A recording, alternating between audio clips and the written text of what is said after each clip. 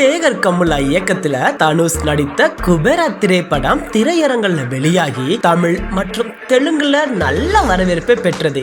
இதற்கிடையே ராயன், நிலவுக்கு என்மேல் என்னடி கோபம் ஆகிய படங்களை இயக்கிய தனுஷ் இட்லி கடை படத்தையும் இயக்கி வருகிறாரு. இதுல அவருக்கு ஜோடியாக நித்யா மேனன் நடிச்சிட்டு வராங்க. அருண் விஜய் முக்கியமான ரோல்ல நடிச்சிட்டு வராரு. முதலில் இந்த படத்தை ஏப்ரல் மாதம் ரிலீஸ் செய்வதாக இருந்தாங்க. ஆனால் அந்த மாதம் அஜித்தின் குட் பேட் ஆக்லி திரைப்படம் வந்ததன் காரணமாக ரிலீஸ் தள்ளி போனது.